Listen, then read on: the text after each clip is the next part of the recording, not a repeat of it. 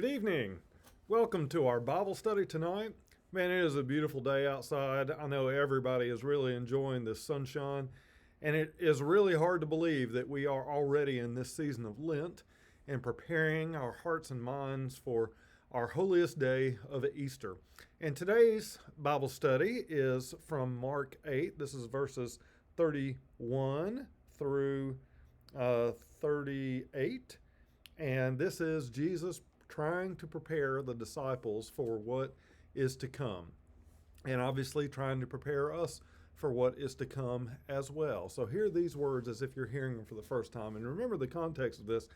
This is just after Jesus has the conversation with the disciples where he says, "Who do you say that I am?" And Peter speaks up and he's so proud of him. And then right after that, this happens. Then he began to teach them that the Son of Man must undergo great suffering and be rejected by the elders, the chief priests, and the scribes, and be killed, and after 3 days rise again. He said all this quite openly. And Peter took him aside and began to rebuke him. But turning and looking at his disciples, he rebuked Peter and said, "Get behind me, Satan, for you are setting your mind not on divine things, but on human things." Literally in the same conversation, he tells Peter that he's going to build his church on people like him. And then he says, "Get behind me, Satan." He called the crowd with his disciples and said to them, "If any want to become my followers, then let them deny themselves and take up their cross and follow me.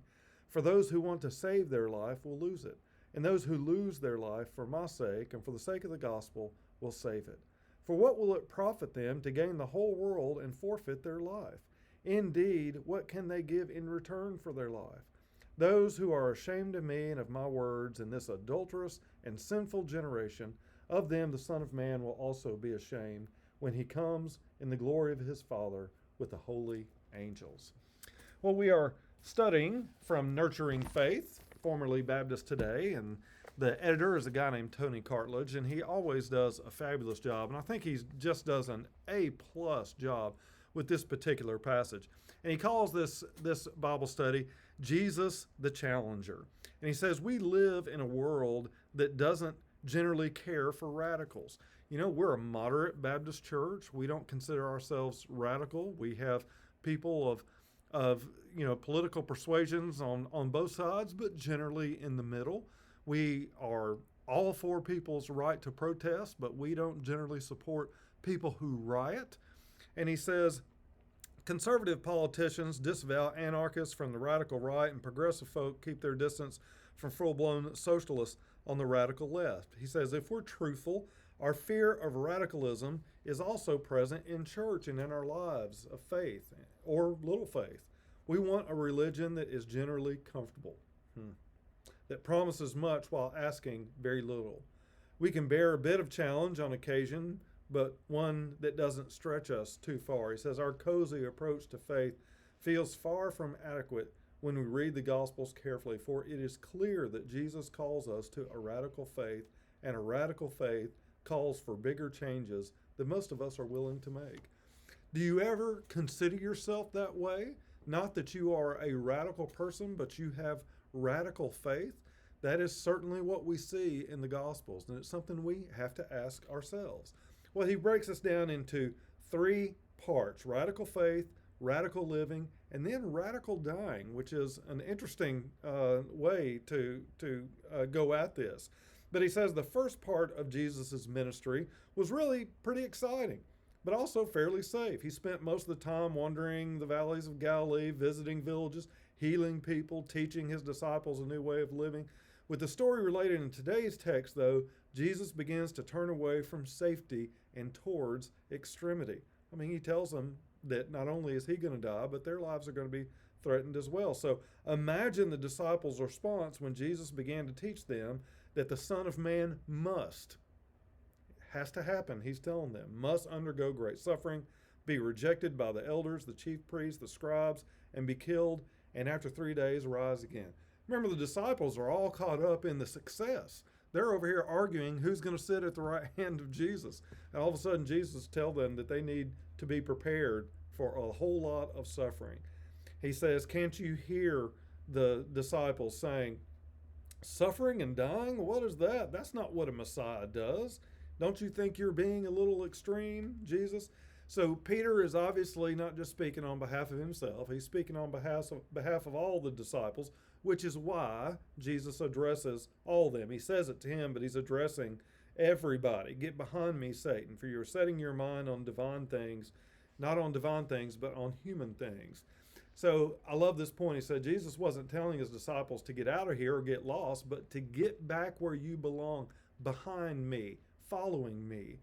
Jesus dared use the name Satan for the simple reason that Peter was tempting him to choose human desires over God's way. That's what Satan had done. There's something significant about that. Jesus is saying, in effect, that human thought without divine influence will always run the danger of becoming evil. We live in the world, but we must remember that we are citizens of God's kingdom.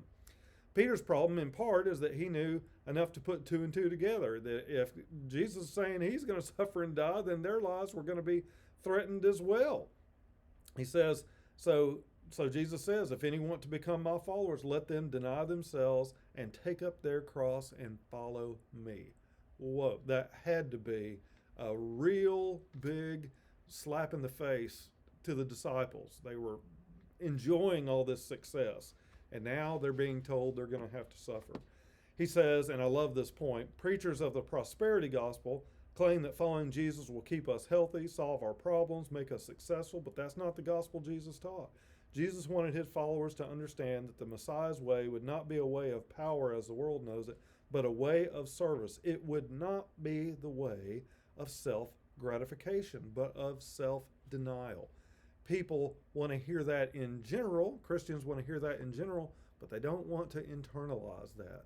He says, that is not the way most of us would choose. We prefer to play it safe, to show up at church when it's convenient and avoid any risky business. We want a religion that pays, not one that costs. Absolutely beautifully written. And it is so reflective of how people approach choosing a church. They generally choose a church because there's something they want to get out of it, as opposed to something that they can give. Well, under radical living, he says, Jesus knew our penchant for preferring the safe way, and that's why he addressed this so head on. For those who want to save their life will lose it, and those who lose their life for my sake and for the sake of the gospel will save it.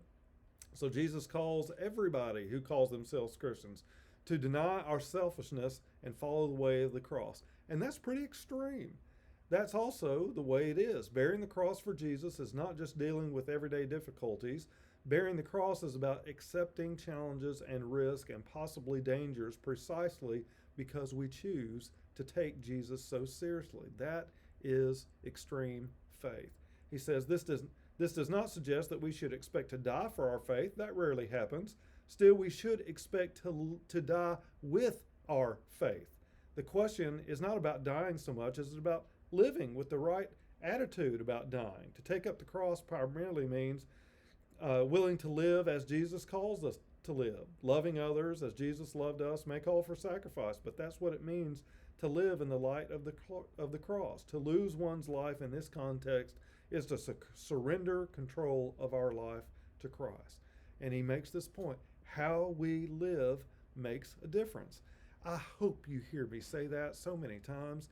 You know, there are people who want to embrace things like universalism, and that's a beautiful thought.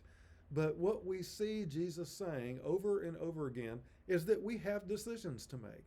And those decisions make a difference, not just in our own lives, but the people that God would lead into our path. He says in this text, to lose one's life is not so much about physical death, because everybody dies sooner or later, but rather it is to miss out on the true life that God wants for us, a life that can only be known through the risky way of looking at the world with a, quote, Jesus point of view and responding accordingly. And then he calls this last section radical dying, which I thought was really, really interesting. He says we can work all our lives to gain happiness and security, that is to, quote, save our lives. Then we get to the end of the road and realize that we've missed out on what God intends for our earthly life to be. Not only that, but the end of the road will be the end of the road. When we reach that point, we would give every dime in our mutual fund to have one more chance, but it will be too late. Jesus concluded that this frank lesson on discipleship with these words, for what will it profit them to gain the whole world and forfeit their life? What can they give in return for their life? Those who are ashamed of me and my words in this adulterous and sinful generation, of them the Son of Man will also be ashamed when he comes in the glory of his Father with the holy angels. Man, tough words, but they're also true. If we are too ashamed to follow Jesus now, how can we expect anything other than for him to be ashamed of us later? The text demands that we ask whether we are more inclined to deny self or to deny Christ. That's not an easy question to answer. We may find it hard to even distinguish between wants and needs, much less consider giving up either one. Well, then he tells this old story. I've never heard this before. I thought this was interesting. He says there's an old story about a family who moved into a new house that had been built next door to a humble home of a Quaker family. The simplicity-minded Quakers watched in amazement as 2 large truckloads of furnishings, appliances, toys, and tools were unloaded and packed into the house and a workshop behind it. After everything had been unloaded, the family's patriarch walked over to greet the new family, and he says, "We welcome thee, neighbors," he said, "and if thee ever need anything, come over to see me, and I will teach thee how to live without it." I suspect that many of us could use a teacher like that, he says.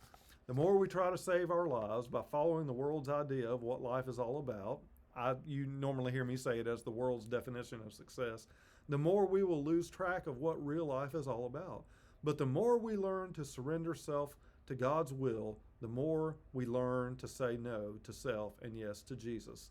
And the more we learn to give ourselves in loving service to others, the more we will come to appreciate the true glory and meaning of the abundant and eternal life God has in store for us. So truly following Jesus is risky business, but no risk we take for God will separate us from the love of God and the hope of God's eternity. The biggest risk we can take is that of playing it safe. If Jesus, who said that those things who try to save their life will lose them, while those who surrender themselves to Christ will find their lives not only restored, but amplified with abundance. It's not easy to choose the radical way of the cross, but that is the way of Jesus. The question before us then is not whether we can do it, but whether we will. You know, this time of Lent is very important because we can just let it come and go. We can let our holiest day just come and go like it's not any other day. Many times you hear me say that I don't want you to minimize Christmas, but that is our culture's biggest holiday. It shouldn't be the biggest holiday for us as Christians. Easter is our holiest day, and this passage helps us to prepare our hearts and minds for it.